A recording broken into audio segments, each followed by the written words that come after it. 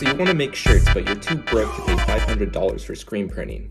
Well, you came to the right place. Don't get me wrong, screen printing's pretty poggers, but it can be expensive if you're trying to do new designs and do one-off stuff. Today, I'm going to show you how to make shirts with rubber blocks. For about $15, I got all these bad boys. That's 1, 2, 3, 4, 5, 6, 7, 8, 9 rubber blocks for $15. That means it's 9 designs. So about around $50, you can get your own shirt set up. Essentially, all you need is a little speedball carver. This allows you to carve it into your blocks and get the design. You're gonna need a roller. These usually go about $8 on Amazon. 8 to 20. If you go to Michael's, they're gonna make you pay 20 for these. So I'd highly suggest just buying most of your stuff from Amazon. These rubber blocks, you can buy packs for pretty cheap. Ink is usually around $10. And then another important thing is you're gonna want some sort of glass surface.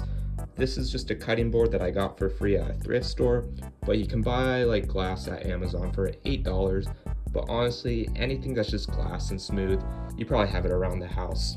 When you're buying your shirt, you can just use regular screen printing ink. Make sure it's for fabric and shirts, because you can buy paper ink and it's just gonna wash off in the wash. When you do your designs, essentially what you're going to do is you're gonna carve out all the white spots, and everything that's black is you're not gonna carve out. So it's gonna be like a little stamp. And then also when you do print out your designs, everything's gonna flip backwards. So if you have any words at all, make sure to write them backwards. So this is the part that takes the longest. Pretty much, you're gonna carve out everything that you haven't drawn on Sharpie.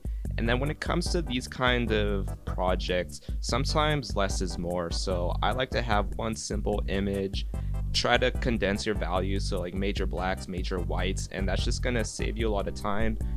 When you do these rubber block stamps, you're gonna lose a lot of fine details. So you just wanna make sure that you have a nice simple designs, and then you can get more complex as you get used to this medium. So right now I'm prepping my roller with the ink, and then when you go to add ink, you wanna push your roller into that glob of ink so it stays more evenly. You don't wanna put it directly on the roller because you just want an even amount of ink on that roller.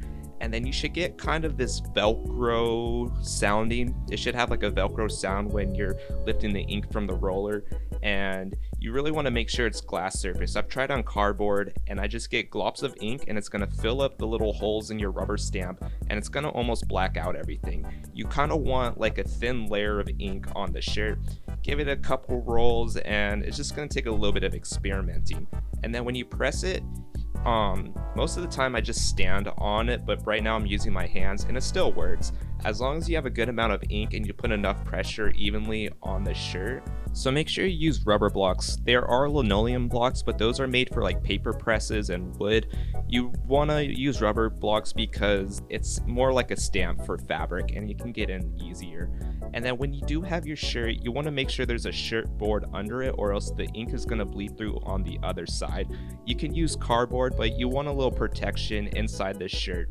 When you first start out making your own shirts, I'd highly suggest either using donated shirts or scrap shirts or even shirts you find on Goodwill, because you're going to make a lot of mistakes and it's a lot more forgiving if you have a shirt that you feel comfortable getting messy with. But also it's its own aesthetic. At least for me, I like to go to Goodwill and buy like $1 or $2 shirts and then print over it, and then I'll sell it for $10. You get to experiment more. I used to go to Target and I'd pay like $20 for a pack of shirts, and if you wanted to make profits, you're gonna have to sell it for $20. So at least for me, try to cut corners when you're buying your own shirts, and at least my audience, people kind of appreciate me blasting over shirts, and it has this cool grunge aesthetic. And then there's also some things you can do to work with used shirts. So if it's like a darker color, you can use bleach to lighten it up, and that gives it a cool effect. I also noticed printing on hoodies.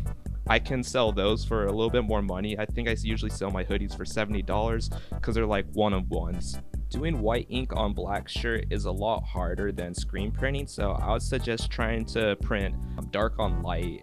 And also be careful of printing on like sports shirts that are very plastically.